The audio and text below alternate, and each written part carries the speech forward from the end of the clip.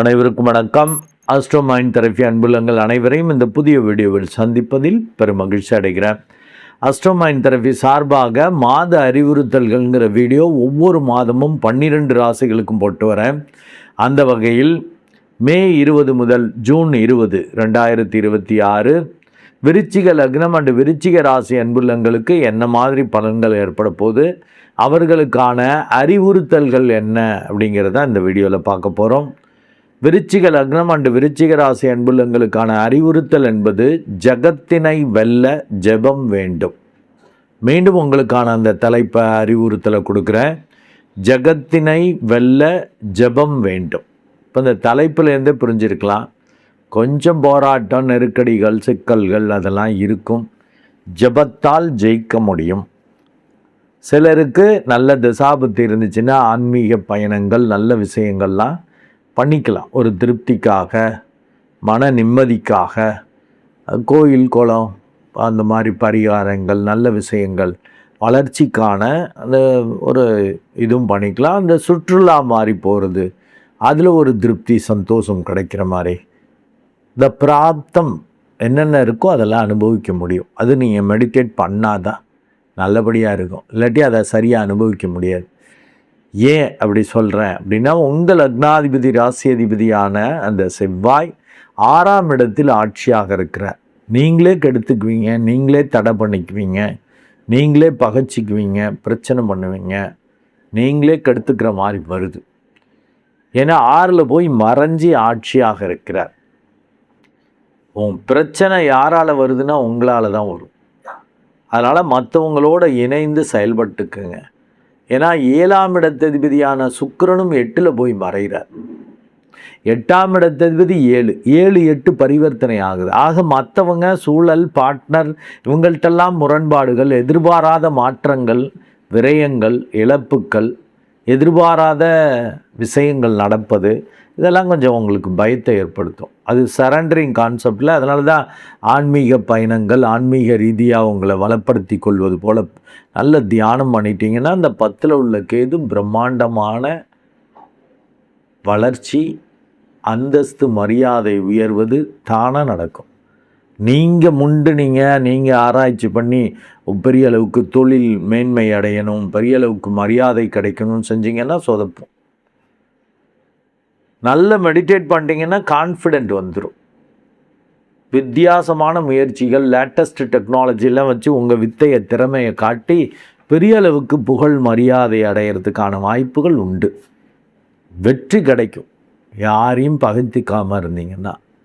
உங்களுக்கு 3, 4 கூடைய அந்த சனி பகவானும் 4ஆம் இடத்தில், 5ஆம் இடத்தில் இருக்கிறது மந்தத்தனத்தை கொடுக்கும். 4 கூடையவன் வித்தையில் ஒரு தடை, குழப்பம், நம்மளால் முடியுமான்னு தயக்கம், முடிஞ்ச விஷயங்களையும் தள்ளி போட்டுக்கிட்டு இருக்கிறது, சோம்பேறித்தனம். ஏன்னா 1, 5, 9ல் உள்ள கோள்கள் அப்படி பண்ணுன்னு இருக்கேன். அப்படி அதெல்லாம் பண்ணக்கூடாது. சுச்சுவேஷனுக்கு என்ன தேவையோ இறங்கி செய்யணும்னு துலாத்துக்கு சொன்ன மாதிரி உங்களுக்கும் அது ஜெபம் பண்ணிங்கன்னா அப்படி செய்வீங்க. மெக்கானிக்கலாக உங்களை அறியாமல் செய்வீங்க. ப்ரெசண்ட்டில் வாழ ஆரம்பிச்சிருவீங்க. இந்த சுச்சுவேஷனுக்கு என்ன தேவையோ அது அனிச்சை செயலாக உங்களுக்கு நடக்கும். அப்போ தான் நல்லது. இல்லாட்டி 6ஆம் இடத்துல இருக்கக்கூடிய செவ்வாய் ஆட்சியாக இருக்கிறதால மற்றவங்கள்ட்ட முரண்பாடு, கெட்ட விஷயங்கள் பண்ணிக்கிற மாதிரி நீங்களே பகை, விரோதம், பிரச்சனைகளை உருவாக்குவது போல் செயல்படுவீங்க. ஏன்னா 7ல் சூரியன் இருக்குது. யார் சூரியன்? உங்களுக்கு 10ஆம் இடத்ததிபதி. மற்றவங்க சூழல் வழியாக தான் உங்களுக்கு பொழப்பு நடக்க போகுது. அவங்கள பகச்சிக்கிறதோ, அதுலேயும் சூரியன்கிறப்ப உங்களை விட பெரிய ஆட்கள், அதிகாரிகள், பெரிய மனிதர்கள், தந்தை போன்றுள்ளவர்கள், அரசியல்வாதிகள், இவங்கள்டெல்லாம் பகைச்சிக்கக்கூடாது. ஏன்னா உங்களை அறியாமல் வரும். 7ல் உட்காந்து சூரியன் உங்கள் லக்னம் ராசியை பார்க்குறப்ப அவங்க ஏதோ ஃபேவர் உங்களோட இணைந்து செயல்படுறதால அவங்கள நம்ம இல்லைன்னா நடக்குமா அப்படின்னு. ஏன்னா அறியாமை வெளிப்படும். காலப்புருஷ தத்துவப்படி 8வது ராசியாக வேற வருது. வெடுக்கு துடுக்குன்னு செஞ்சிருவீங்க. சனி பகவான் அப்படி அறியாமையை கொடுத்து உங்கள் செயல்பாட்டில் மோடுமுட்டி கிறுக்குத்தனத்தை கொடுத்து விட்டுருவார். ஜாக்கிரதை. பெரியவங்க மூத்தவங்கள்ட்ட சரண்டர் ஆகிக்கணும். ஏன்னா 8ஆம் இடத்ததிபதியான புதனும் நேரடியாக பார்க்கிறார். வெடுக்கு துடுக்குன்னு படக்குன்னு செஞ்சிருவீங்க. அதோட விளைவுகள் தெரியாமல் சிக்கலில் மாட்டுறதுக்கான வாய்ப்புகள் இருக்குது. நல்ல மெடிடேட் பண்ணிக்கணும், அக்செப்ட் பண்ணிக்கணும், ஒத்துக்கணும். எதுவாக இருந்தாலும் சூழல்கிட்ட சரண்டர் ஆகணும், மாற்றங்களை அக்செப்ட் பண்ண ரெடியாகணும். இதெல்லாம் எப்போ கிடைக்கும்? மெடிடேட் பண்ணாதான். அதனால தான் ஜகத்தினை வெல்ல ஜெபம் தேவைன்னு. மெடிடேட் பண்ணிக்கலாம் ஒரே இடத்துல உட்காந்து. வாய்ப்பு உள்ளவங்க போயிட்டு வாங்க. குலதெய்வ கோயில்களுக்கு போகிறது பெரிய அதோட லிங்க்டாக ஒரு மனசுக்கு சந்தோஷமான விஷயங்கள் அதெல்லாம் தானாக வரும், தானாக அமையும். அதை நீங்கள் அனுபவிச்சுக்கலாம். ஏன்னா உங்களுக்கு 9ஆம் இடத்ததிபதியான அந்த சந்திரனும் 8ல் தான் இருக்கார். எதிர்பாராமல் அது நடக்கும் நல்லபடியாக. நீங்கள் மெடிடேட் பண்ணிக்கலாம். உங்களுக்கு யோகத்தை கொடுக்கக்கூடிய அந்த குரு பகவான் அவர் 8ல் மறைஞ்சிருக்கார், அஷ்டம குருவாக. அதனால் மந்தம் டல்லு இது நன்மையா தீமையா, ஏன்னா காசு கிடைக்கிது ஏதோ செஞ்சுக்கிட்டு இருக்கேன் என்னன்னே புரியல அப்படின்லாம் குழம்பிக்கிட்டு இருந்தவங்களுக்கு 2/6/2026 அப்புறம் மிகப்பெரிய அதிர்ஷ்டங்கள். ஆஹா, இதுக்கு தான் இப்படிலாம் நடந்துச்சோ, இது மாதிரிலாம் பண்ணியிருக்கோமோ, இந்த அனுபவம்லாம் கிடச்சிச்சா அப்படின்னு சொல்லி சந்தோஷம். ஏன்னா 5க்குரியமும் உச்சமாகறான். எங்கே? 9ஆம் இடத்துல. பூர்வ பாக்கியமும் பூர்வ புண்ணியமும் லிங்க் ஆகுது. ஏன்னா பூர்வ பாக்கிய சாணத்தில் பூர்வ புண்ணியாதிபதி உச்சம். அப்படியே அதுக்கு தான் சரண்டர் ஆகிருக்கணும், ஜெபம் பண்ணணும், ஆன்மீக ரீதியாக பயணிக்கணுங்கிற. அதிர்ஷ்டம்னா என்னன்னு பார்க்கலாம். அது உங்களால் அல்ல, அவனால் நடக்கிறது அப்படிங்கிற அந்த ஒரு உணர்வு வரும். பேரு புகழோடையே பணம் வரும், நல்ல விஷயங்கள் நடக்கிறது. உங்களுக்கு என்ன தேவையோ இந்த இப்போ இருக்கிற வயசுக்கு ஏற்ற நன்மைகள், லாபங்கள், சுகங்கள், சந்தோஷங்கள் கிடைக்கிறதுக்கு அத்தனை வாய்ப்புகளையும் அந்த குரு பகவான் எக்ஸலண்ட்டாக பண்ணுவார்.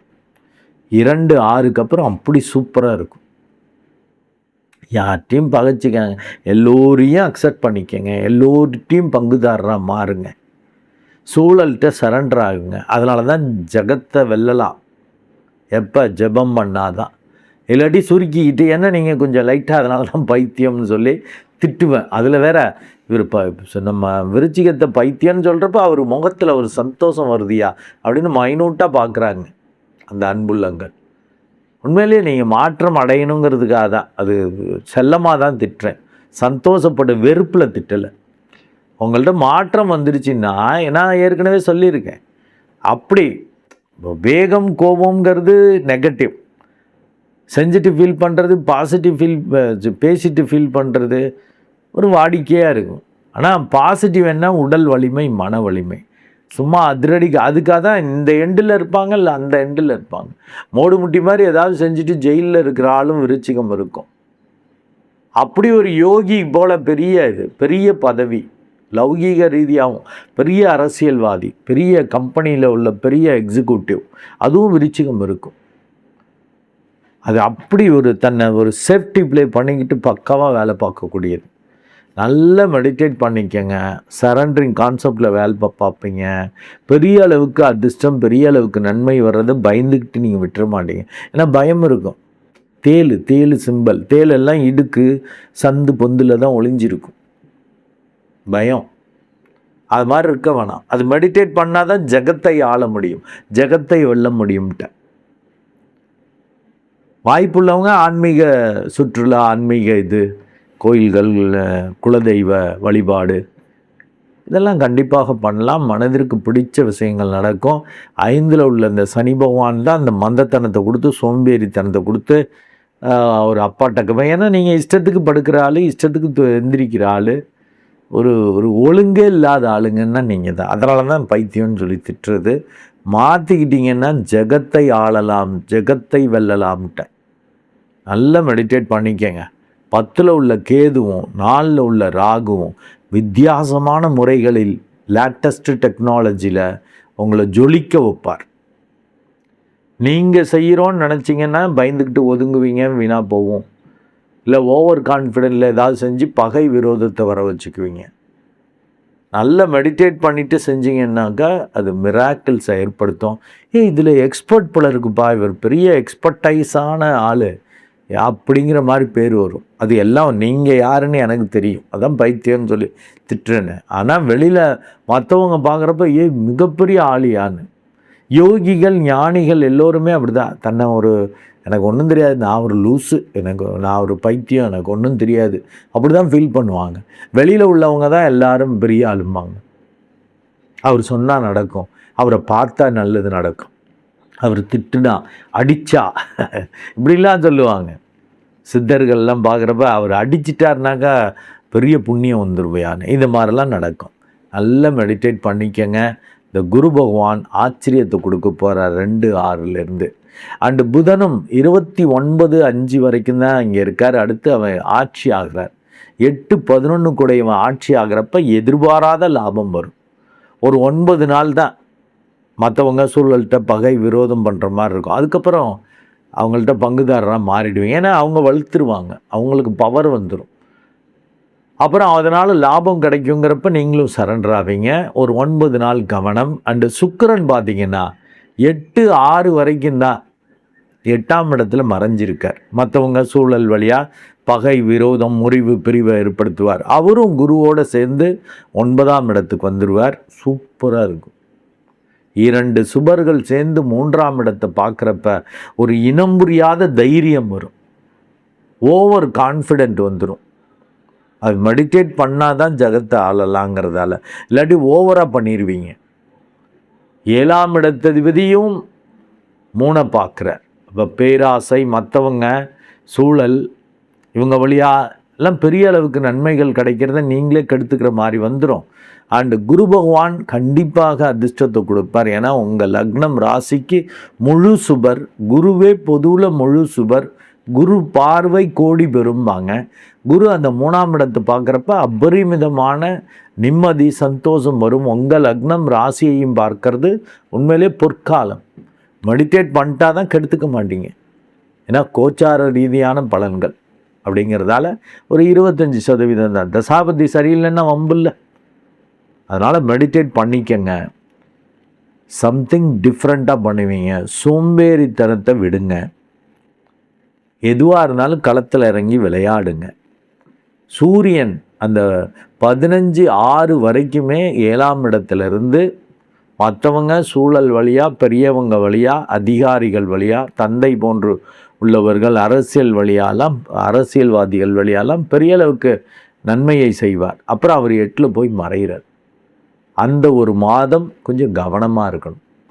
வேலை தொழில் ரீதியாக நல்ல தசாபுத்தி போணுச்சுன்னா வளர்ச்சி நோக்கிய மாற்றங்கள், வேலை தொழில் மாற்றங்கள் இதெல்லாம் ஏற்படும். 15/6க்கு அப்புறமே இந்த வேலையை விட்டு வேறு வேலைக்கு போயிடுவோமா, இதை விட அதிக சம்பளத்துக்கு போவோமா அப்படிலாம், அது நல்ல தசாபுத்தி இருந்தால் அதே மாதிரி ஓகே ஆகும். இப்போ கெட்ட தசாபுத்தியாக இருந்தால் நீங்கள் இருக்கணும்னு நினச்சாலும் வேலை தொழில் ரீதியாக மாற்றம் கொடுத்துருவார், வெளில அனுப்பி விட்டுருவாங்க, வேறு வழி இல்லைன்னு.